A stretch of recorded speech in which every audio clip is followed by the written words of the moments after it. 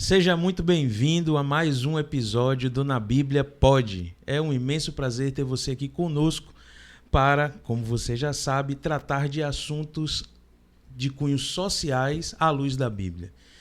Nós vimos aí numa trajetória muito interessante ao longo desse mês, tratando de alguns assuntos que são tabus para algumas pessoas, do ponto de vista cristão, do ponto de vista religioso. Né? Algumas pessoas têm dúvidas se a Bíblia de fato trata sobre abuso, sobre relacionamento abusivo, sobre divórcio. E você pode ver nos últimos episódios que com certeza Deus tem orientação em todas as esferas, em todos os tópicos, em todas as pautas. E eu quero que você continue a nos apoiar nesse segmento, né? Esteja conosco não só neste programa, mas em todos os outros, para que você possa obter conhecimento à luz da Bíblia sobre os mais diversos assuntos que trataremos aqui. Se você ainda não é inscrito nesse canal, inscreva-se, ative o sino de notificação e compartilhe esse programa e todos os outros para o máximo de pessoas que você conseguir. Como de praxe, eu tenho aqui ao meu lado o meu querido amigo e comentarista desse programa, o Antônio Carlos de Santana. Seja muito bem-vindo, boa noite. Boa noite, Magno. De novo a gente aqui, não é? E como sempre os temas são muito interessantes, instigantes. Um exemplo foi o tema de domingo, com a doutora Maíra Vida aqui, quando ela falou de uma forma tão apropriada, de uma forma tão profunda sobre a questão do racismo. E hoje é um tema que eu preferiria nem precisar tocar nele, porque eu queria que não existisse. Verdade. Mas como existe, é necessário falar desse tema hoje, e os convidados de hoje não poderiam ser outros, eles vão trazer isso com certeza, com muita qualidade, e vai ajudar muita gente que está precisando se alertar referente a essas coisas. Perfeito. E começando a apresentar os nossos convidados pelas mulheres, evidentemente, nós temos aqui conosco a Andréia Vilela, ela que é líder do Ministério da Mulher para todo o distrito aqui de Lauro de Freitas e tem ajudado a mulherada a crescer em diversos aspectos e tem também, né, em algumas ocasiões, trabalhado esse tema em alguns dos lugares que ela tem visitado. Boa noite, Andréia, seja muito bem-vinda e obrigado por aceitar o nosso convite. Boa noite, Magno. Boa noite a todos. Para mim é um prazer estar aqui, porque nós vamos tratar de algo muito relevante, um alerta que é preciso ser feito e, no geral, a nossa igreja tem essa temática no mês de agosto. Então, será um assunto para você ficar ligado e não perder nada, fazer todas as anotações para ajudar a nossa comunidade, a nossa igreja e pessoas a mundo afora. Perfeito. E não menos importante, nosso convidado especial também é o Dr. Leonardo, ele que é o advogado-geral da União Leste aqui para Bahia e Sergipe, certo? Seja muito bem-vindo, doutor, um prazer e obrigado também por ter aceitado o nosso convite. Eu que agradeço e é uma honra estar aqui, agradeço pelo convite, pela confiança. Parabenizo o ministério de vocês em ter esse podcast. Achei o nome extremamente criativo e o conteúdo rico, muito bem fundamentado. Acredito que vocês estão sendo abençoados por Deus em levar informação, porque é a informação que faz com que a pessoa desenvolva e consigamos enfrentar situações como essa, que é a pauta do nosso tema de hoje. Perfeito. Como de praxe, eu quero pedir que você feche seus olhos, deixe sua Bíblia aí ao seu lado e nós vamos fazer uma breve oração. Oremos. Santo Deus, mais uma vez te agradecemos pelo privilégio que o Senhor nos concede de estarmos aqui para estudarmos a Tua Palavra. Que o Teu Santo Espírito ilumine as nossas mentes e traga a luz a respeito deste tema e que nós consigamos ouvir a Tua voz e as Suas orientações de como nós devemos proceder diante dele. Nós choramos em nome de Jesus. Amém. Amém. Eu já quero responder a pergunta que geralmente o próprio nome do programa já diz. Na Bíblia não pode abuso infantil. Tem uma pesquisa que nós fizemos aqui, o Disque 100 registrou no ano de 2023 17 mil casos de violência sexual contra crianças e adolescentes. É muita coisa. É muita coisa. É muita coisa. Em um outro episódio nós falamos sobre sexualidade e eu tinha feito uma pesquisa onde no início dos anos 2000 a cada 4 adolescentes, 1 tinha vida sexual ativa. E esse 1 geralmente contraía uma doença, né? Por conta disso. Atualmente, esse número é para cada 4, os 4 têm vida sexual ativa e 1 ou 2 tem algum tipo ou já contraiu algum tipo de doença. Quando eu olho para esse tipo de dado aqui, às vezes eu tenho a impressão de que a gente está caminhando para um rumo totalmente errado daquilo que deveria ser, não só do ponto de vista bíblico, mas também do ponto de vista enquanto sociedade. E aí eu já quero abrir aqui essa nossa discussão, essa nossa conversa, do ponto de vista jurídico, doutor Leonardo,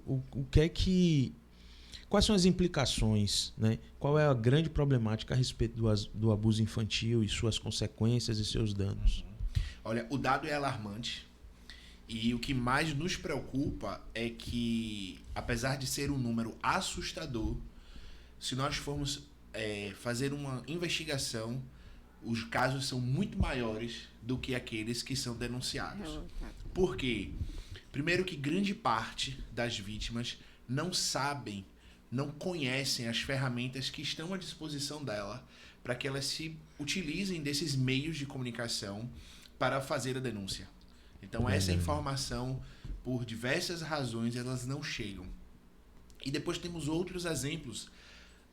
Eu citaria, talvez, um que também é importante, é o medo. Porque o contexto da violência, do abuso, quando ela é praticada num ambiente ou familiar ou extrafamiliar, normalmente a figura do agressor, quando não é o provedor, esse agressor ele ameaça. Ele ameaça a integridade física, ele abusa da integridade psicológica e a vítima ela tem medo de tornar público o fato de sofrer ali algum tipo de violência por conta da exposição. E aí, às vezes, a família não acredita, a sociedade não acredita, existe aí algo que nós precisamos enfrentar e mudar esse pensamento de que, às vezes, infelizmente, é dito que se este fato de abuso aconteceu, é porque a culpa é da vítima. Nossa. A vítima deu esse espaço. Ela insinuou, ela permitiu que o agressor. Então, nós temos aí diversos assuntos, nós vamos falar isso aqui nesse bate-papo. Nós temos diversos cenários que são deletérios ao extremo, que são prejudiciais ao extremo, e que isso faz com que criem barreiras até que estas pessoas, estas crianças, esses adolescentes, eles se sintam em condições de denunciar. Do ponto de vista legal, nós temos aí um contexto que podemos fazer aí uma análise muito rápida, sem aprofundar, citar artigo de lei, aqui acho que não é o momento para isso. Sim. Mas assim, eu costumo falar nas últimas palestras que eu tenho feito, eu tenho trazido para este tema 2 grandes fatos marcantes. O mundo pós-guerra e o mundo pós-pandêmico. Sim. Pandemia a mais recente, né? Então, o mundo pós-guerra, de todas as atrocidades que foram presenciadas, vivenciadas, o mundo chegou a um momento em que precisaram se reunir e estabelecer tratados e convenções internacionais, e todas estabelecendo princípios universais como sagrados, vamos utilizar essa expressão, mas bem tutelado e bens universais. E eu vou citar 2, vida e liberdade. A vida e a liberdade ela foi absolutamente violada no contexto das 2 grandes guerras que enfrentamos, o mundo enfrentou.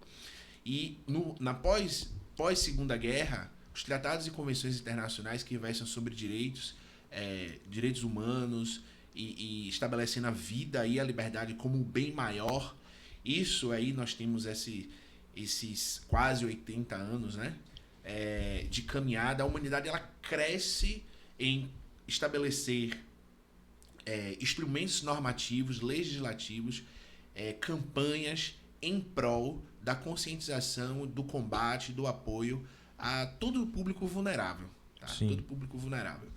Então, o marco legal para o Brasil, apesar destes tratados e convenções internacionais serem recepcionados pela legislação brasileira, mas eu costumo citar 2 marcos legais para o Brasil. Primeiro é a Constituição de 1988, a Constituição Federal.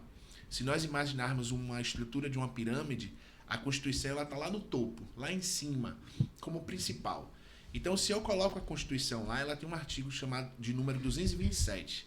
Esse artigo coloca uma responsabilidade que a gente chama de tríplice responsabilidade: Estado, família e sociedade. E, além dessa responsabilidade tríplice, ela coloca a criança, e aí é uma inovação, porque isso surge somente na chamada Constituição Cidadã, que é a de 1988, ela coloca a criança e o adolescente como sujeito de direito. Porque até essa Constituição, ele era a criança e o adolescente ele era tutelado. Sim. Mas somente depois de 1988 é que ele é enxergado como um sujeito de direito. Isso quer dizer que o direito é inerente à vida humana, mesmo na infância e na juventude. Sim.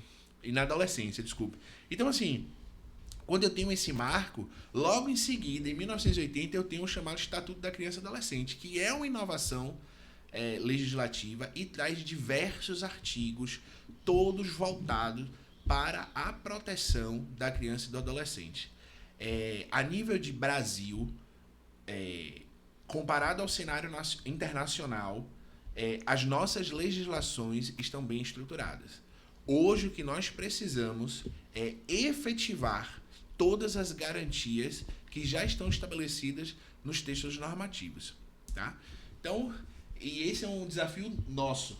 Não é um desafio do jurista, não é um desafio do judiciário, mas esse é um desafio, como a própria Constituição diz, do Estado, da sociedade e da família.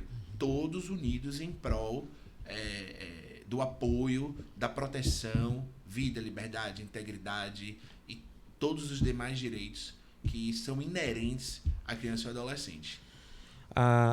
Essa pesquisa também aponta que a grande maioria, ela, se eu não me engano, citou aqui, 68% dos casos, eles geralmente acontecem dentro de casa, né? Sim. Dentro da família. Uhum. Como é que a gente pode trabalhar para proteger, né, esse ambiente? A igreja fala muito da família. Né? É uma instituição que a igreja não abre mão, porque é uma instituição divina, criada pelo próprio Deus. Né? Mas eu imagino que ninguém sonha em ter uma situação como essa dentro do seu lar. Nem tampouco o abusado, né? A pessoa, a criança, o adolescente abusado, muito menos aqueles que estão em volta. Né? A exceção é o abusador.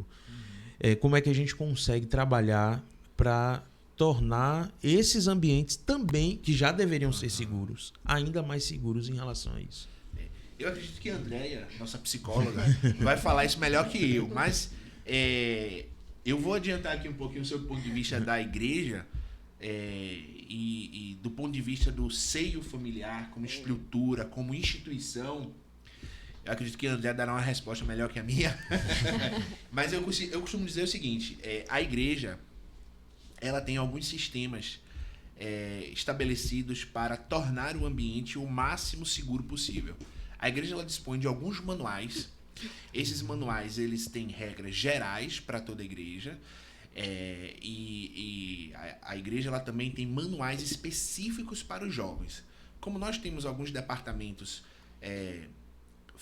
que existem para servir a comunidade, como o Clube de Aventureiros, que atendem crianças até 9 anos, o Clube de Desbravadores, que servem a comunidade com crianças de 10 até ali, antes, bom, enfim, tem uma questão de 17 anos, mas até os 17. Eu sou ancião do clube daqui dessa igreja, inclusive. Até os 17 anos, e tem o Clube de Jovens, que aí tem até uma brincadeira, né? Jovem adventista até 99 anos, mas tem o Clube de Jovens que também vai atender a parcela ali acima dos seus 18 anos.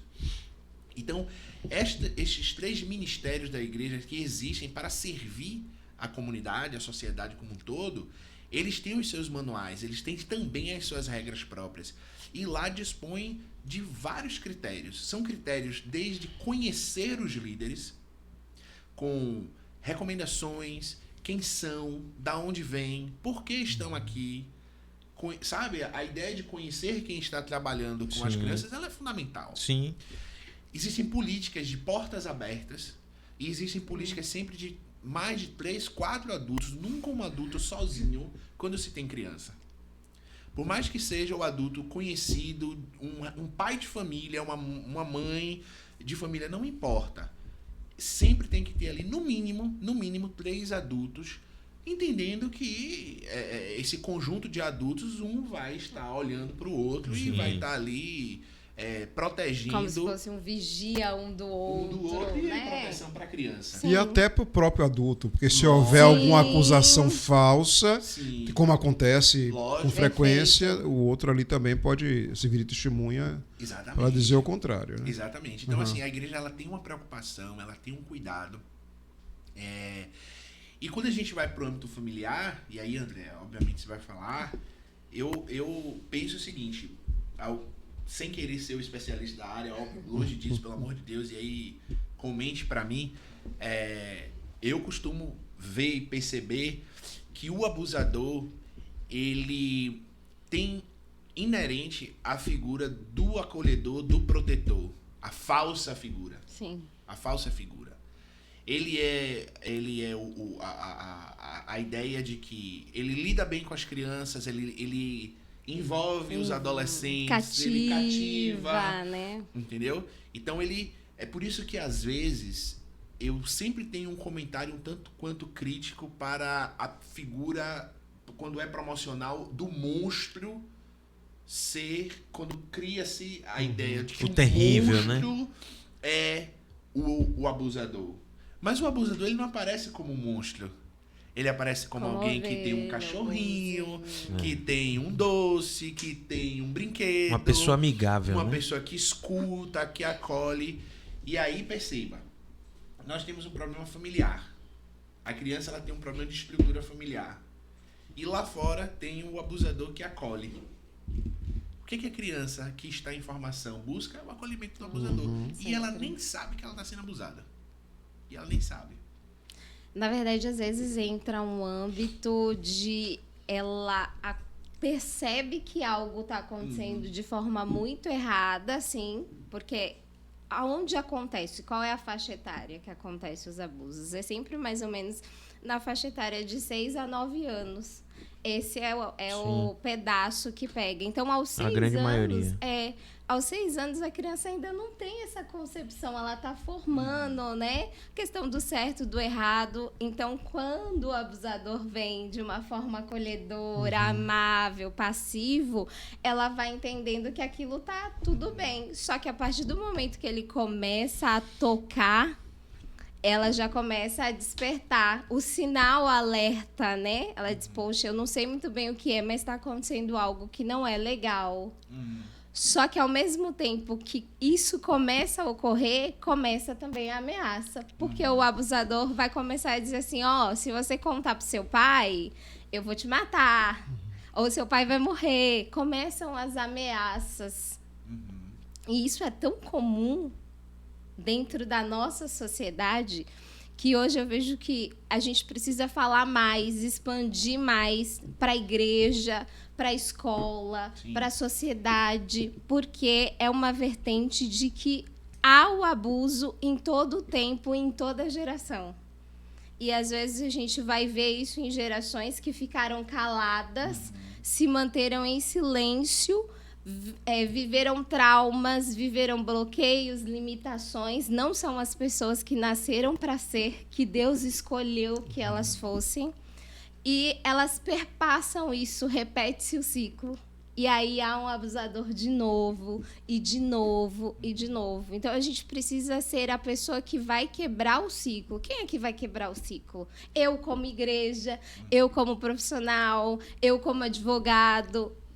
Eu preciso olhar primeiro para mim, indivíduo. O que eu, indivíduo, quero fazer de melhor em prol da sociedade, em prol de uma causa. E aí, quando a gente vem para a igreja. A igreja tem um projeto que é o Quebrando o Silêncio, que é maravilhoso. O Quebrando o Silêncio, ele está hoje em 8 países da América do Sul.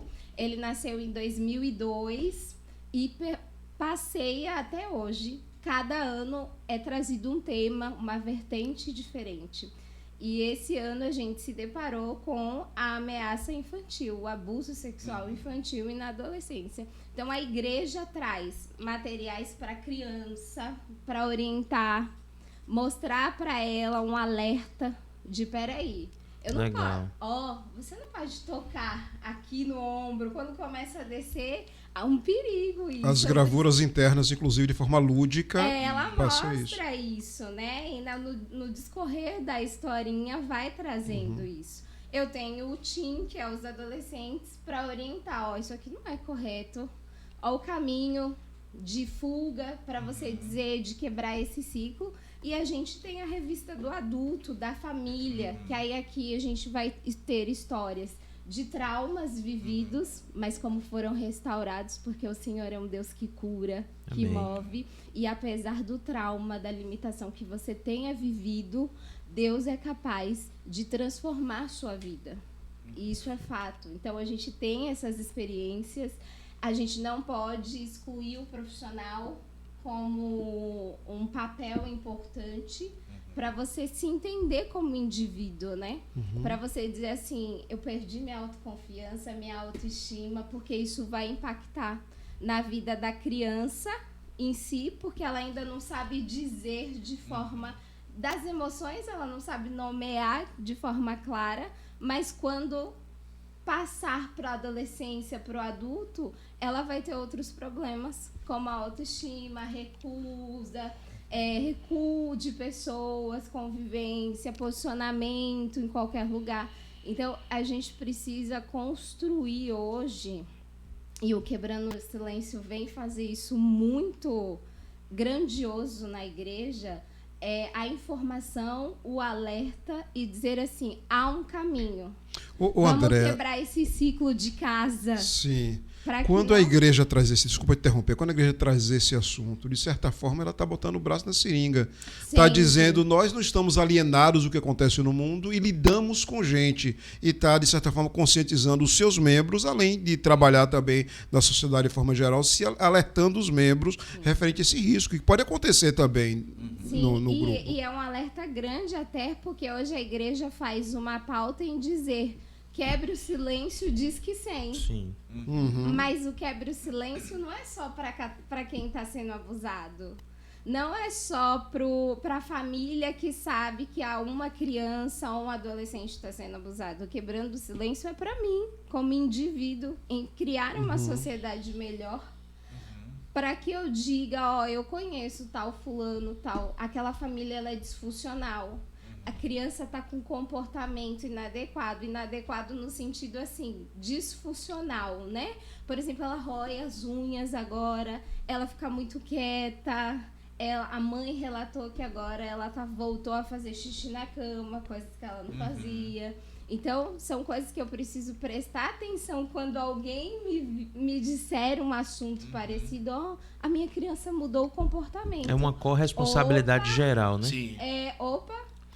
Me conta mais sobre E esse isso, comportamento né? ele pode ser tanto de privação, a criança agora não quer mais ir tomar banho na presença do pai ou da mãe, ela não quer mais que nenhuma parte do corpo dela Seja apareça, exposto. mas também tem aquele outro efeito rebote que é o outro extremo. É um contexto precoce da erotização. Ela já está construindo o ideal erótico e já replicando. Então, existem esses dois cenários que são extremos e que também nós precisamos estar atentos a isso, porque a infância ela é a idade, ela é a fase mais importante do ser humano. Sim.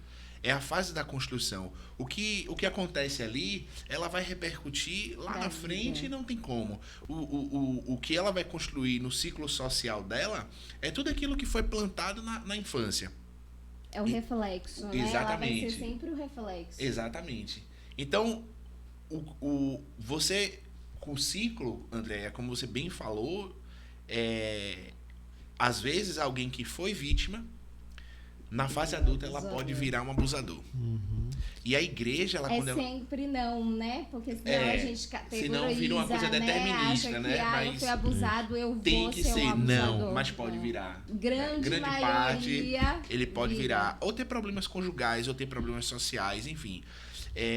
E aí, a igreja, quando assume essa responsabilidade social, que é um compromisso, além de levar informação, o que eu acho muito bonito também no trabalho da igreja é que ela faz parcerias. Sim. A igreja a nível Brasil hoje, ela tem parcerias com o Ministério Público, Defensoria Pública, Delegacia de Polícia Civil, delegacias regionais especializadas no atendimento da mulher e da infância, centros não governamentais ou governamentais, e a igreja está presente nesses ambientes. E nós, como membros e líderes da igreja, cabe uma responsabilidade que decorre não só porque a Constituição disse. Sim. A Constituição estabeleceu que era uma responsabilidade nossa, né? Sim. Estado, sociedade e família. Mas a nossa responsabilidade está acima, porque a nossa responsabilidade é bíblica. É mandamento cuidado com o nosso semelhante. É mandamento zelar pelo meu próximo. É mandamento do Senhor que a gente tenha essa responsabilidade socioafetiva, principalmente com o público vulnerável. Então, assim, é algo que... E aí, se nós formos aprofundar, eu costumo dizer assim, quando nós estamos na campanha do Natal Sem Fome, e aí eu faço todo o estímulo à campanha do Natal Sem Fome, mas perceba que é uma campanha que a gente vai, compra o alimento e entrega o alimento. Sim. Eu não tenho tanto esforço em comprar. Eu tenho o esforço de tirar uma parcela do meu recurso. E isso está, né? Isso está a questão do meu egoísmo, da minha solidariedade. Eu vou ser menos egoísta quando eu separo uma quantia da minha renda para atender a necessidade reparto do outro. com quem precisa. Mas perceba que é algo fácil, né? Eu compro e entrego e comemoro, né? Faz a selfie, né? Ainda. Uhum. Mas quando nós estamos trabalhando com um público vulnerável, eu não entrego um Disque 100 e vou embora. Sim. Perfeito. E aí imagina, Andréia, E a intenção também é mostrar que o Disque 100 é anônimo, né? Exato. Uhum. Para que não crie uma barreira, um receio, né? Para as pessoas em dizer, não, tem o Disque 100 igual Sim, você, não é só falar o Disque eu faço 100. o Disque 100 e a minha vida pronto, tá eu já feita, resolvi, né? eu combati o abuso. Não é só falar o Disque 100, mas imagina, nós temos que acolher, e acolher requer um investimento, e aí não é um investimento financeiro. Emocional. Porque o investimento financeiro, entendam, é fácil. Eu pego o Pix e tô livre da minha obrigação. Mas eu tenho que me doar tempo, atenção. Agora você vai participar. Eu incluo na minha rede de responsabilidade de apoio e eu pego aquela família e eu começo a acompanhar essa família. Então, por isso que a igreja tem um departamento da mulher e nós estamos com a líder aqui, justamente por isso. Porque ela tem a responsabilidade com essas mulheres, e aí veja como a igreja, ela valoriza o trabalho da mulher. Sim. Ela reconhece o trabalho da mulher, o quão importante. E que se estende para as famílias, inclusive. Exatamente. Né? Porque mulher é família, mulher é filho, né? Isso. Não dá para separar. Interessante, nós temos também o departamento que cuida das famílias, né? De modo geral. O Ministério da Mulher faz esse casamento perfeito porque, por exemplo, num evento de encontro para casais, não abrange todas as famílias. Exato. Todos os modelos de família. Exato. Né? E na sua grande maioria, todas as famílias têm a figura da mulher. E muitas delas, como a mulher provedora, né? A mãe solteira, divorciada, mas que pra gente nós acolhemos todas elas, independentemente de cor, raça, classe social, estado civil. Perfeito. Não importa, a igreja vai acolher. E quando a igreja vai à frente da mídia, vai ao público e diz que tem um projeto Quebrando o Silêncio, a igreja está assumindo publicamente um compromisso social de acolher e acompanhar essas famílias. Sim. É lógico que nós não vamos erradicar o problema da humanidade. Não. A responsabilidade de erradicar o problema da humanidade é Jesus Cristo, como assim já está dito na Bíblia. Mas enquanto nós estamos aqui, temos que levar a algo que mostre ao Deus que servimos. E eu costumo usar a expressão, o cristianismo, ele é muito bonito quando ele é falado, mas eu admiro muito mais quando ele é um cristianismo prático. E o cristianismo prático é quando eu pego o projeto Quebrando em Silêncio e entro na comunidade, oriento as famílias, oriento os jovens, oferto acompanhamento gratuito, é bom falar, para não dar a entender que isso é a venda de um produto. Não é gratuito. Isso faz parte da nossa crença, faz parte da nossa filosofia e faz parte do nosso compromisso com Deus. De ajudar o nosso semelhante. E é o acolher o ser humano, né? O outro, olhar o outro como um indivíduo que ele é na sua essência. E a igreja faz isso com as ações. Essa semana mesmo nós tivemos uma escola aqui da região de Lauro de Freitas, onde foi para o ensino fundamental e levamos 2 psicólogas onde deram orientações com a revista eu vi da as fotos, eu vi as fotos. Isso. Legal. E foi assim, algo que a gente acha, foi numa escola municipal, é algo que a gente acha que está distante, que não existe, mas quando elas trouxeram matemática, o que é o abuso sexual? Você conhece, já viu? Uma criança lá cita assim, eu já vi na minha frente. Foi. Então, Nossa. olha que impacto, olha a importância disso, de você levar isso para uma escola. A professora, a diretora disse, precisa existir mais temáticas, porque eles vivem isso. É que, às vezes, nós estamos tão no conforto da nossa casa, do nosso sofá, da nossa igreja, que a gente acha que o mundo é colorido e bonito o tempo todo. Só que quando a gente acessa as comunidades, um lugar onde há um nível de pobreza maior, os recursos são limitados, né? Não é que há um nível de pobreza, os recursos são limitados. A gente vê a deficiência que há. Então, a igreja se levanta para fazer esse papel de alerta, de orientação. E, no final, a gente percebe que as crianças se expressam. E aí, ao observar elas dando a palestra, elas vão observando também o comportamento de cada criança. Como é que ela pega aquele assunto? Como é que se desenvolve? E aí, voltando só para a gente fechar a questão lá de casa, como eu faço, né, em casa, para quebrar o ciclo, para romper essa questão, é trabalhar sempre a orientação, Magno. Lógico. A orientação é fundamental. Perfeito. Eu preciso entender como mãe, como pai, porque às vezes o pai se exclui, né? Deixa pra mãe dar conta desse recado, que a mãe é que educa, né? Mas é como pai, como mãe, em orientar, em saber o que eu devo fazer. Filha, vamos tomar cuidado nesse sentido. Se alguém te chamar, tome cuidado. Se alguém quiser tocar em você, tome cuidado. As brincadeirinhas. As brincadeirinhas com os próprios colegas, os limites. Mostrar para ela quais são os limites. A criança já sabe, tem que entender quais são as partes do corpo. Existe ainda muito mito, a gente precisa quebrar essa crença cultural de que criança não tem voz. Isso é uma mentira. Criança, ela tem voz, sim, e eles são muito verdadeiros sinceros, quando falam. Então, a gente precisa dar ouvido ao que trouxe da escola, ao que o coleguinha fez, ou que alguém falou na rua. A gente precisa parar de achar que as pessoas são bondosas. Então, o pai saiu com o filho para um passeio, a criança vai precisar ir ao toalete. Essa coisa de deixar a criança ir no banheiro público sozinha não deve existir. E a gente vê. Diga quando vocês passeiam por aí se vocês não veem essa questão. Eu falei aqui há pouco da minha sobrinha. Quando ela estava com 1, 2 anos, é como se fosse minha filha, trato como tal, e eu a levei em algumas festinhas de aniversário.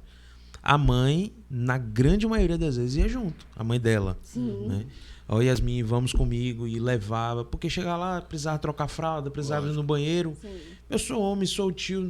Não, aí você vai, porque você é a mãe. E o limite, né? O limite, justamente. É um dos limites. E aquela coisa assim, vai parente em casa. Mas é porque meu tio, minha tia, o vô, a avó... Aí eu vou deixar dormir. Não, visita tá em casa, criança dorme na cama com os pais. Se não tiver outro colchonete, não tiver outra coisa, é dormir com os pais. Porque eu tô partindo da segurança e da integridade daquela criança. Eu tô dizendo que vai acontecer? Acontece isso na sua casa? Não. É bom prevenir. Mas eu tô na prevenção e informação. A gente precisa ter clareza de tudo Nós não isso, estamos né? criando pânico. Sim. Nós só estamos relatando o que O acontece. que acontece? É o que acontece. Os dados estão aí e mostram.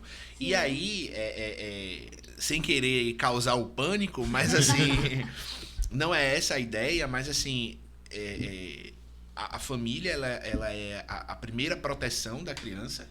Ou É a pelo figura- menos deveria ser. Deveria Né? ser, né? No plano das No ideias. plano das ideias. O pai e a mãe, mas esse contexto ali, infelizmente nós temos o contexto em que o pai ou o padrasto, ele é o agressor. E aí a mãe, recai sobre a mãe essa responsabilidade quase sobre-humana de ter que gerir essa situação. Então, a ideia sempre, e aí André falou muito bem, é a informação. É por meio da informação que esta mãe vai ser instruída para saber como romper com esse ciclo de agressão que ocorre dentro da sua casa, mas por questões de dependência emocional, às vezes financeira, e medo sobre alguns tipos de pressões psicológicas que eventualmente sofra, única e exclusivamente é a instrução, é o acesso à informação que ela vai conseguir ter elementos suficientes para romper. E de mãos dadas com a informação é o apoio. Sem um apoio, eu costumo dizer que entre o apoio e a informação, eu acredito que o apoio é o principal. Mas os dois têm que andar de mãos dadas. Apoio e informação. Agora veja, nós falávamos aqui sobre alguns ambientes, ou sobre alguns momentos desse avanço aí de dados, de legislação, e eu citei dois, né? O pós-Grande Guerra e o período da pandemia. E na pandemia nós conversávamos aqui sobre o boom da permanência dos jovens, crianças e adolescentes nas redes sociais. Sim. Dentro de casa e nas redes sociais. As crianças sempre foram um dos principais foco ali, o público consumidor das redes sociais. A gente sabe disso. E com a pandemia, obviamente, isso multiplicou ao extremo, absurdamente. E aí a nossa fala é assim: criança com redes sociais é um caminho sem volta. Ela vai ter acesso. Ela vai ter acesso. Eu não gosto de demonizar as redes sociais. Porque as redes sociais, ela traz informação. Ela traz conteúdo. Mas traz destruição também. Também. Né? Então, como lidar? Eu vou deixar a criança alienígena à tecnologia e informação? Eu acredito que não. Eu acredito que a ideia é que os pais ou os responsáveis, monitorem avó, isso, né? avô, tio, enfim, monitorem. Hoje tem Que aplicativos, você né? monitora tudo. Existem jogos online que tá todo mundo conversando e você não sabe quem é que tá lá do outro lado. Exatamente. E você passa a criar um vínculo com uma pessoa que está do outro lado que você não faz ideia de quem seja. E esses jogos, eles, por ser online, ele não é o joguinho que era da nossa época, quando a gente plugava ali o Super Nintendo ou o Mario, que eu jogava, e às vezes, antigamente, lembram do Atari? Acho que não é de sua época, não, mas o Atari esquentava. Então eu tinha o tempo, tinha que desligar um pouco. Não estamos falando de Atari, Super Nintendo e Mega Drive. Nós estamos falando de jogo online, que é uma vida. É uma espécie de multiverso que acontece ali, um metaverso. E o abusador jogo, pode estar ali. Ele pode estar ali. E você se envolve com o jogador, você cria um contexto em que, dependendo do jogo, você... apesar de você desligar naquele momento, mas quando você volta, você continua online e você tem uma vida ali. E, às vezes, e não raro, o abusador está ali. E aí tem os desafios... tem das diversas redes que existem, os desafios, as trocas de informações, troca de dados, e aí talvez seja enquanto os pais tenham maior dificuldade, porque aí esse abuso não é um abuso físico, esse é um abuso psicológico. Essa era uma pergunta que eu ia iniciar aqui. Quando é considerado ou configurado o abuso? A gente sabe que tem o abuso psicológico, o físico, tem a negligência dos pais, é um abuso, né? Tem um termo técnico, jurídico, vocês que são os especialistas aí, abandono de incapaz, né? Seria o caso. Mas quando é configurado o abuso, quando é que nós podemos dizer que foi considerado ali o abuso? Todo ato de ação ou omissão que viole qualquer direito inerente ao ser humano, tudo que envolva a dignidade da pessoa humana, daquela criança, e qualquer ato de ação ou omissão, ele violar esse direito, ele vai ser considerado um abuso. Claro que abuso do ponto de vista genérico, não só abuso sexual, mas toda e qualquer violência, toda e qualquer negligência, toda e qualquer privação, quer seja do estudo, da alimentação, do acesso à informação, do esporte, da saúde, do lazer, do afeto, do amor, da atenção. E aí a gente pode falar sobre alienação parental também, porque é um tema um abuso muito importante e é um abuso a alienação parental. O que é alienação parental? Quando um dos cônjuges impõe um constrangimento do ponto de vista psíquico na criança, emocional, e ela consegue destruir o afeto e a imagem do outro cônjuge, entendeu? Do outro Isso acontece muito no divórcio. Principalmente no divórcio. Principalmente ali na fase, em regra, né? A fase em que o casal está se divorciando, já no divórcio, mas às vezes também dentro do próprio lar, a que disputa por N pelo razões, poder. Exatamente. E aí a alienação parental é um abuso absurdo de ordem psicológica em desfavor da criança e do adolescente. Então, podemos falar que sim, toda essa ação ou omissão viole, que prejudique, que agrida a criança em suas diversas esferas, não só física, mas principalmente emocional, ela é sim considerada um abuso. E quando nós vamos para o campo sexual, eu costumo dizer, é porque a gente pega essa palavra sexual e talvez o senso comum, ou pela própria palavra, tenhamos a tendência de atribuir ao ato sexual. Sim. Mas não se limita ao ato sexual. Pode ser por palavras, um abuso sexual, ele pode ocorrer por palavras, e essa palavra não só dita, mas uma mensagem de aplicativo, ele pode se configurar, ele vai configurar um abuso sexual, tá? Então, palavra escrita ou dita, aproximações, toques, e que não necessariamente esse toque seja nos órgãos genitais, pode ser em qualquer parte cabelo, do corpo tocou que sem seja consentimento de conduta sexual. Óbvio, pelo amor de Deus, nós não estamos falando aqui quando se reúne um amigo e abraça de forma fraterna, não é isso. Mas se há um toque de caráter sexual, isso sim é o suficiente para configurar o abuso. Eu imagino que não deva ser fácil a gente, porque isso tem a ver com o outro, né? E aí eu vou explicar. A criança, o adolescente, o outro. A intenção do outro é que pode ser configurada como um abuso. É o que chama de dolo, né? O dolo. Só que a justiça tem técnicas. Por exemplo, ele citou o caso de alienação parental, que é um caso acontece muito. Tem gente que está alienando e não sabe que aquilo é alienação parental, mas causa uma síndrome terrível chamada síndrome de Medea, porque a criança ela passa a se sentir feia, ela não se envolve com outras crianças de outras coisas.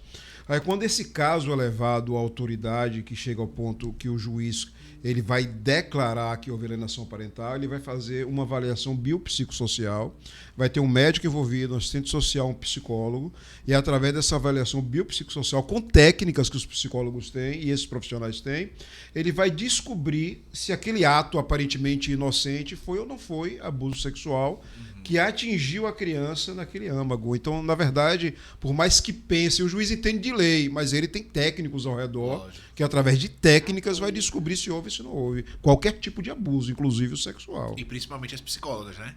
Elas são fundamentais. As assistentes sociais, as psicólogas, as terapeutas ocupacionais, elas são fundamentais nessa rede de apoio e vão auxiliar o juiz, o magistrado, no seu convencimento. Essa era uma outra pergunta que eu ia citar. Como é que a gente consegue reparar o dano do abuso? Se é que é possível.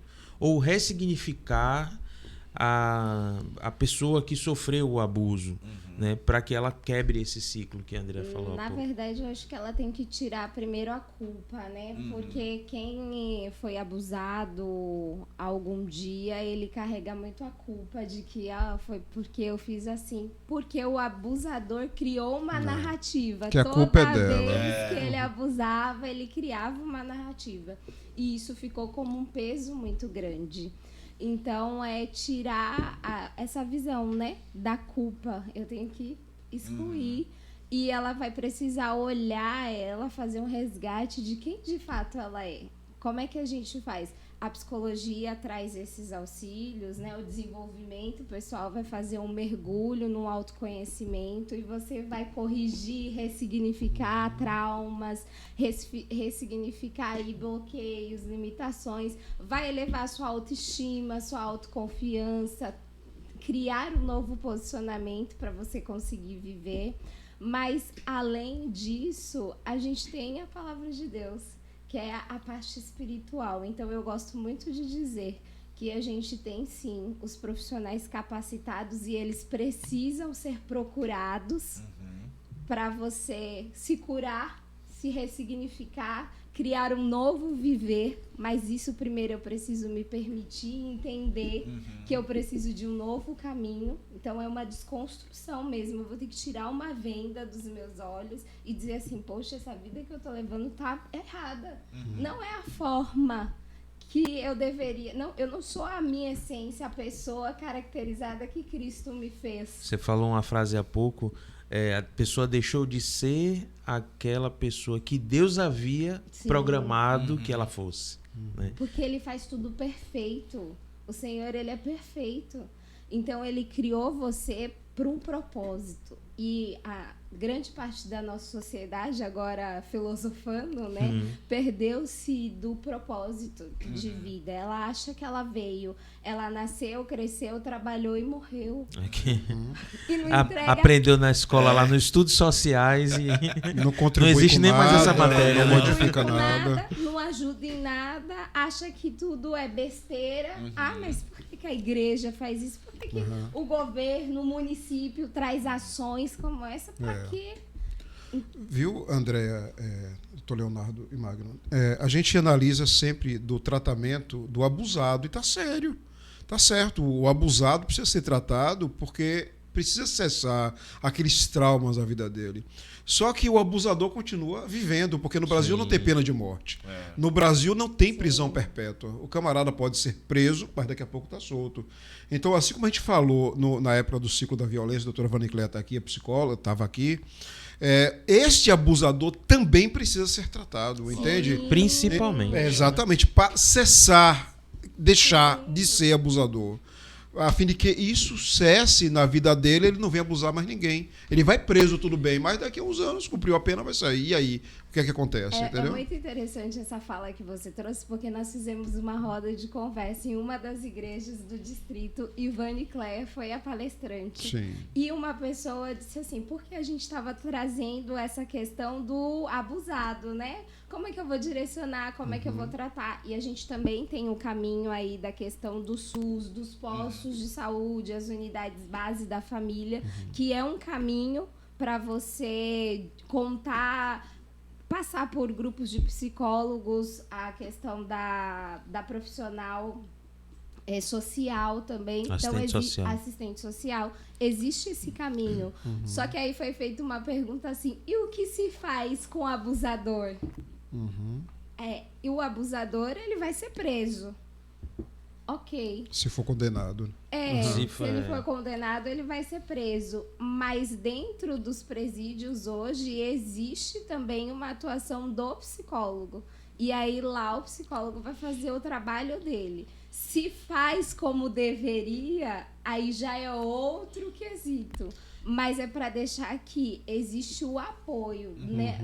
Na questão penitenciária, existe também o profissional para tratar e cuidar. E ele precisa ser tratado, porque senão ele vai sair de lá, ele vai repetir, repetir, e a gente não vai acabar com isso nunca. Tem um documentário no Netflix, não quero fazer promoção, mas é interessante, É interessante do ponto de vista de conhecimento, que é a história de Ted Bundy, que foi um assassino americano dos anos 80, se eu não estou enganado.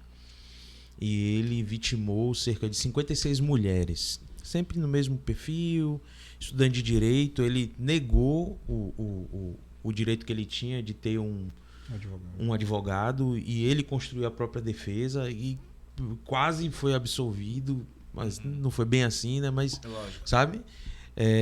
E quando ele foi... Quando o documentário foi construído, as gravações do interrogatório dele mostravam uma pessoa quase que sem alma, né? A gente sabe que a alma é o ser humano, né? A pessoa não tem uma alma, mas sem esboçar nenhum Sem essência, tipo, sem empatia nenhuma. Sem empatia. Ele era um psicopata? Psicopata. Uhum. Uma pessoa... eu nunca vi um negócio... Eu nem consegui. Eu sou um adulto. Eu não consegui concluir o documentário. Porque o negócio... Enfim... um negócio a não ser assistido, realmente. A gente sabe que... para que você vai buscar um negócio desse? Informação. E aí, eu queria entrar nesse tema. Como as pessoas que sofrem o abuso, no caso da criança e do adolescente, ela tem os pais como responsáveis, como ela deve agir, quais os canais ela deve buscar, quais são o que é que a lei oferece, o que é que, né, ela precisa fazer para que aquele ato não fique ali impune, né? E de alguma forma ela possa recomeçar, porque eu acho que só o fato de não deixar um crime impune já é um recomeço para a pessoa. Antes de responder objetivamente sua pergunta, eu queria só trazer um comentário que eu achei muito rico da fala de André sobre a atuação dos profissionais da área da psicologia. E como nós estamos falando aqui de quebra de paradigmas, durante muito tempo se construiu, eu acredito que isso ainda tem um pouco, a ideia de que eu só procuro o profissional se eu tenho problema. A vinculação do problema... Como saber que tem um problema, né? Tem Entendeu? gente que não sabe. Por quê? Porque nós não aceitamos Sim. o problema. O problema ele ocorre no vizinho, Nunca na minha casa. mas não na minha casa. A política da negação. Eu passo a ser, eu nego porque eu não quero aquele problema na minha casa, porque eu não quero ir para a sociedade, porque parece que agora eu vou carregar todas um estigma eterno. Os demônios vão ficar sobre a minha vida. Não é assim. Você não precisa estar num problema para procurar um profissional. Eu defendo que todas as pessoas precisam... Veja, nós fomos criados com o propósito de sermos sociáveis. Somos, por essência, um ser para socializar. Se não fosse assim, Deus, eu acredito que teria criado só Adão. Só Adão. Verdade. E ele cria a figura... Veja, Deus poderia criar só Adão. E aí, Deus me perdoe por estar opinando no teu processo. Dele, né? Mas, veja, é um comentário livre, não é um comentário teológico. Mas Deus poderia criar só o homem, ou Deus poderia criar instantaneamente o homem e a mulher. Deus pode tudo, ele poderia fazer da forma que ele quisesse. Mas, lendo, e essa é uma leitura... com base nas vozes da minha cabeça, por que Deus criou o homem e depois ele cria a mulher? Para que o homem tivesse a necessidade de uma disjuntura ali ao lado dele. O homem só valorizou, ele só desejou, ele precisou. E aí ele constatou, ele viu que não tinha, né? Ele viu a ausência, ele viu a falha, ele viu uma lacuna. Tudo era harmônico, mas ele não estava harmônico. Então, quando eu vejo esse processo de criação e aí a importância da mulher na criação, eu vejo que existe ali uma paridade. Uma paridade que para mim está ligada diretamente com a mesma paridade que existe na Trindade. Então, Claro, eu estou falando aqui do casal, mas que representa a humanidade. Sim. Por que eu estou dizendo isso? Porque nós somos seres sociáveis. Se eu tenho um problema, eu não vou resolver o problema sozinho. Eu vou precisar de ajuda. E aí eu vou chegar na sua resposta. E aí nós vamos construindo. A primeira busca é quem está ao meu lado. Vai ser a minha família. Se a minha família é onde está vindo a agressão, obviamente a minha família está descartada. E aí vem a equipe escolar, e aí eu sempre faço um apoio, diretoras, professoras, coordenadoras, vocês têm orientadoras e psicólogas da escola, vocês têm um papel fundamental e essencial no acompanhamento. Talvez quando saímos do ambiente acadêmico, ou do ambiente doméstico, o ambiente primeiro é o escolar. É lá que a coisa acontece. É lá o segundo ambiente em que é a segunda casa da criança. É lá onde os profissionais da educação vão identificar. Então, a escola é um lugar em que eles vão... A criança vai buscar esse apoio. Mas se a sua escola não é o local, você vai procurar a sua comunidade, você vai procurar o conselho tutelar da sua comunidade, você vai procurar a igreja evangélica. Se for uma questão de violência contra a mulher, só abrindo um parêntese para nós não aproveitar a oportunidade de falar, as mulheres podem procurar as farmácias. Existe uma campanha massiva do governo que as mulheres fazem um símbolo na sua mão com a cor vermelha, e ela, com esse símbolo, ela vai procurar a farmácia, ela pode comunicar às pessoas que elas estão sendo vítimas de violência. Então, que às vezes o abusador está do lado, né? É um meio discreto. Ela é discreta, então existe já esse estímulo do governo. E eles elegeram a farmácia, por alguma razão, para poder estabelecer... Acho que é algo comum, né? Meio anônimo, assim. Pois é.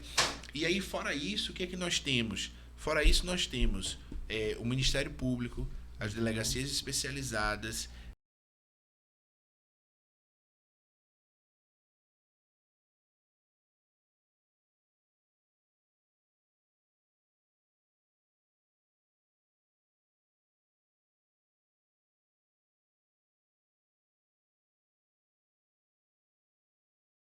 a essas ouvidorias para poder acolher. Então, assim, a ideia é busque. Quanto mais falar, quanto mais expor, quanto mais pedir ajuda e ampliar a rede de apoio, a probabilidade de ser acolhida é muito maior. E aí, obviamente, a igreja, né? Eu não poderia deixar de citar a igreja. Ah, mas eu não sou adventista. Não tem problema. A igreja adventista, ela criou o programa Quebrando o Silêncio, não foi para atender membro. A igreja criou o programa do Quebrando o Silêncio para atender a comunidade. Tanto é que hoje está muito forte, né, nas redes sociais, na internet, como um multiplicador disso. Então, busque, procure, veja quem são os líderes. E eu tenho certeza, eu digo aqui sem medo de errar, que todas as líderes dos departamentos, as mulheres, elas estão sendo capacitadas, elas estão já preparadas para receber esse público e dar o primeiro acolhimento. E enquanto igreja adventista, ela também tem um corpo de advogados que vai orientar como denunciar, tá? Vai apresentar os meios, os telefones, os contatos necessários para que a vítima ou a família da vítima tenha condições de buscar as autoridades competentes e poder fazer essa denúncia. Perfeito. Nós já estamos caminhando para o final. Antes desse encerramento, me permita, Sim, Mário. fica à vontade. Eu sei que o tempo está avançado. Eu queria só fazer um adendozinho, algo que foi dito alguns minutos atrás, referente à questão da omissão, né? Do abandono de capaz, tudo isso. Existem os crimes, que são aqueles crimes que a pessoa cometeu, né? Ele propriamente dito. Você pegou a arma e atirou em alguém. É um crime chamado de comissivo. Existe o crime omissivo, em que você deveria cuidar de alguém que está em situação de vulnerabilidade e não faz, que pode ser o abandono de capaz e outras coisas.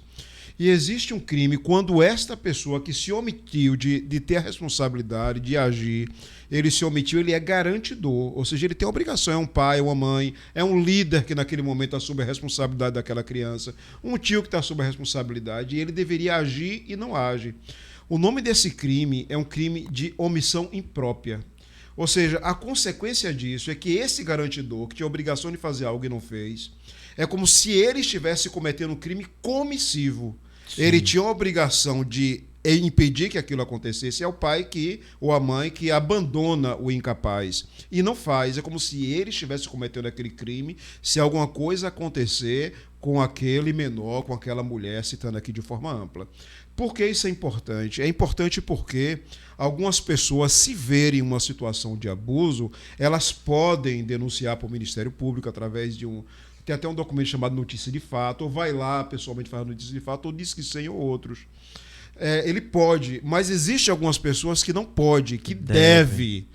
Quem é que deve? É aquele que é garantidor. Ele deve denunciar. Quem é mais que deve? É aquele que não é diretamente o pai ou a mãe, mas que tem a responsabilidade sobre aquela criança, recebeu a autorização do pai e da mãe e tem a obrigação de zelar por aquele pequeno.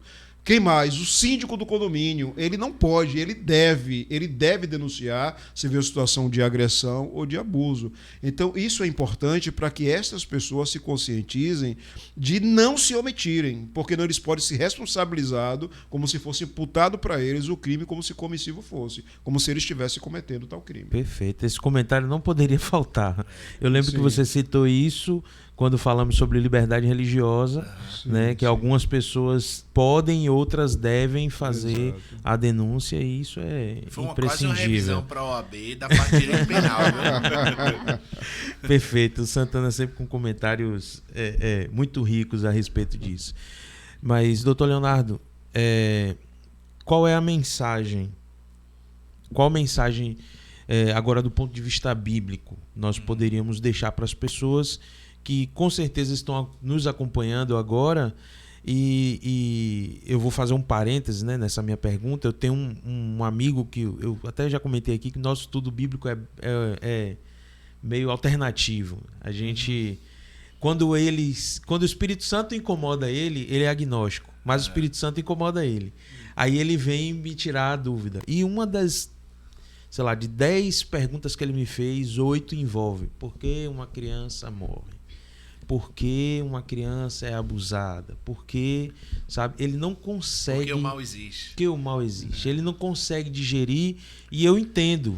Eu entendo porque eu também não sou feliz com isso. Será que é o meu aluno também? Porque meu aluno da classe bíblica, Felipe, mandar até um abraço para Felipe. Vou mandar o link para ele depois.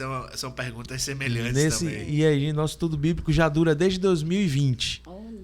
Eu digo que o Espírito Santo está fazendo a obra quando na esse vida rapaz dele aos batizar, poucos. já é um pastor. Já Já um vai ser teólogo. um pastor. Mas qual a mensagem bíblica nós podemos deixar para as pessoas que nos assistem? Como a igreja está com essa campanha, e é uma campanha permanente do Quebrando Silêncio, não é um evento, não é um dia, isso é um movimento permanente já há 2 décadas, aproximadamente, e todas as atividades que eu participo, sou convidado para participar. Eu tenho lido o capítulo 25 do Evangelho de Mateus. O livro de Mateus é o primeiro livro que está no Novo Testamento. E você vai procurar na sua Bíblia o Antigo e o Novo Testamento, vai ter lá o Novo Testamento, vai no capítulo 25 do livro de Mateus e vai lá no versículo, eu ia falar artigo, ó. Vai lá no versículo 31. Coisa de advogado. Vai lá no versículo 31. Lá tem uma parábola, a parábola do rei. E a partir do versículo 31, vai descrevendo que Jesus virá em grande glória e majestade, vindo dos céus com os seus anjos. E quando ele chegar em grande glória e majestade, ele vai separar 2 públicos, o da direita e o da esquerda. O da direita como as ovelhas e os da esquerda como os bodes. E o público que ele separou da direita, ele vai dizer: vinde benditos de meu Pai, tomai posse do reino que está preparado desde a fundação do mundo, e entrai no gozo. E ele vai retribuir aos que estão como as ovelhas que ele chama. E há uma pergunta ali, há uma pergunta, uma frase, porque aí Jesus diz assim, né? Porque estive fome e deste de me comer, estive estrangeiro e me acolheu, estive preso, fui me visitar, estava enfermo e me curou. E aí há uma pergunta, mas quando que o Senhor esteve fome? Eu nunca vi o Senhor com fome. Quando que o Senhor esteve preso? Eu nunca vi o Senhor preso. Há um questionamento, ele diz, todas as vezes que você alimentou, deu abrigo, acolheu a um dos meus pequeninos. E ele também vai para o público que é comparado aos bodes e diz assim, apartai-vos de mim, porque tive sede e não deste-me de beber, tive fome e não deste-me de comer, era forasteiro e não foste me visitar, era prisioneiro e não foste me visitar, era forasteiro e não me acolheu. E aí, mas quando que nós não fizemos? Todas as vezes que um pequenino precisou e você negligenciou. Então, quando eu vejo essa parábola, é óbvio, é uma parábola, apesar dela estar numa seção ali do capítulo 24 e 25 do Evangelho de Mateus, que tem um contexto profético, tem muitas passagens proféticas ali, e também um conteúdo escatológico, que é um conteúdo já que remete aos instantes finais do mundo, quando Jesus vai estar voltando. Mas eu consigo perceber algumas coisas e eu queria aqui citar duas. A primeira é a seguinte, é que existe uma identificação de um grupo vulnerável. E este grupo vulnerável é carinhosamente chamado por Deus como meus pequeninos. E esse público vulnerável, apesar de ser chamados pequeninos carinhosamente, toda e qualquer pessoa que estiver com deficiência e privação das necessidades básicas que foi descrita nos versículos. Abrigo, acolhimento, saúde, liberdade. Então, é descrito ali de forma tipológica tudo que compõe a necessidade básica do ser humano. E todo mundo que tem escassez de acesso a essas coisas que são essenciais, aí Deus o chama de pequenino. E ao identificar este grupo, e aí Deus dá uma responsabilidade às demais pessoas que não fazem parte do grupo dos vulneráveis. E esta responsabilidade me chamou a atenção porque, e aí, pegar um pouquinho do que eu aprendi agora sobre a aula de direito a modéstia desse homem. Comissiva, sabe? Toda essa aula que eu aprendi aqui, da postura omissiva e comissiva. A postura comissiva que é positiva, que é a ação, é o fazer. Veja que há uma recompensa em quem faz. Sim. Se você ajudou os meus pequeninos, venha, porque o reino está preparado para você. Então, olha a responsabilidade que nós temos em cuidar dos pequeninos de Deus. E algo interessante, que aí é a postura omissiva, é que quem não fez, e é uma das poucas passagens bíblicas que tem uma relação muito direta de causa e consequência com a perda da vida eterna. Poucas passagens bíblicas, ela traz quem é o público que não será salvo. E essa é uma delas. Quem não ajuda os pequeninos vai perder a vida eterna. Então, olha a responsabilidade do Quebrando em Silêncio, olha a responsabilidade nossa como líderes, olha a responsabilidade da sociedade em que tem o dever de cuidar dos pequeninos. Então, essa é a reflexão que eu trago, é um convite, é um apelo para que tenhamos, primeiro, o senso de identificação de onde nós fomos colocados enquanto indivíduos, a responsabilidade que nós temos enquanto indivíduos, o dever que nós temos agora perante não só a Constituição, como nós falamos aqui, ou legislação, mas o dever que nós temos perante o próprio Deus, que nos comissionou, que nos confiou a responsabilidade de cuidar do público vulnerável. E público vulnerável é criança, idoso, mulher, qualquer pessoa que esteja em situação de risco é um público vulnerável. Então, trago essa reflexão, é uma reflexão que eu faço para mim, nos meus gestos, no meu dia a dia, mas gostaria de compartilhar com meus amigos que estão aqui, para que tenhamos sempre esse senso de missão e cristianismo prático. Perfeito. André, você gostaria de deixar alguma mensagem também para o público que nos assiste? Eu quero deixar o verso de João 10:10, né? Porque eu vim para que você tivesse vida e vida em abundância. O Senhor, Ele não está feliz com nenhum sofrimento.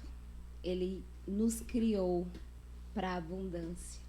Então, se tem algo que está disfuncional, a gente precisa caminhar para o corrigir. E Cristo, Ele é o caminho da correção, porque Ele é a cura, Ele é a libertação. E Ele fez isso na Bíblia com muitos personagens. Ele curou o cego, mas Ele também resgatou a prostituta.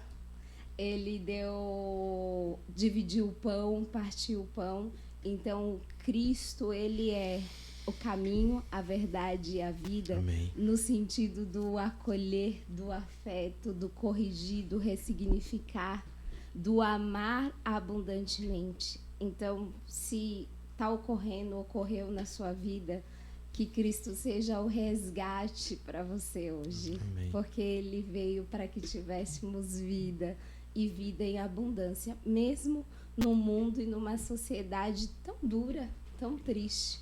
Mas Ele é a nossa fortaleza, o nosso refúgio e o nosso motivador para continuar fazendo mais, para continuar multiplicando e para continuar sendo pessoas funcionais. Amém. Amém. Amém. André, você encerra com oração? Encerro. Por favor. Pai querido, Pai bondoso, Pai da eternidade. Senhor, estivemos aqui num papo tão produtivo, tão alerta, de tantos direcionamentos e caminhos em pró das pessoas que sofrem, mas em pró das famílias que precisam corrigir caminho, em pró de uma sociedade que precisa se alertar em fazer mais, Senhor. Nos levante cada dia mais como um povo que busca fazer a Tua missão, que busca levar o Teu evangelho, que busca fazer a diferença onde nós fomos plantados, ó Pai. Senhor, continue abençoando esse projeto da nossa igreja, que é o Quebrando o Silêncio, que ele se amplie cada dia mais e que chegue à vida das pessoas como um canal de transformação real, ó Pai. Senhor, abençoe a vida de cada participante aqui nessa noite. Abençoe os telespectadores em casa. Que o Senhor entregue verdadeiramente a abundância que cada um precisa em seu coração. Continue conosco, em nome de Jesus. Amém. Amém, Senhor. Amém. Obrigado, doutor Leonardo, por ter aceitado o convite de última hora até. Nada, eu que agradeço a turma, parabéns. E precisando, estamos aí. Maravilha. Andréia também, de última hora. Hoje foi corrido, eu tenho certeza. Obrigado por ter aceitado o convite. Eu que agradeço e é um prazer trabalhar para a igreja. Eu digo que eu sou adventista de berço, né? E a vida toda eu fui líder e como é prazeroso a gente servir ao Senhor, servir a comunidade e servir a si como indivíduo. Amém.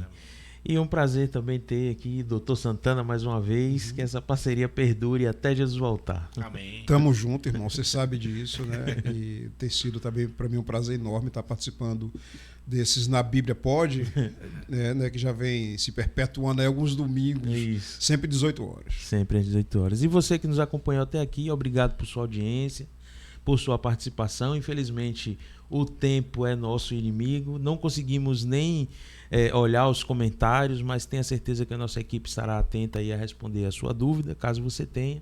E nos acompanhe aqui no YouTube, né, através do canal da Igreja Adventista, Adventista Lauro de Freitas, e também lá no Instagram, através do @NaBíbliaPod. Que Deus te abençoe e te conceda uma excelente semana. Um forte abraço.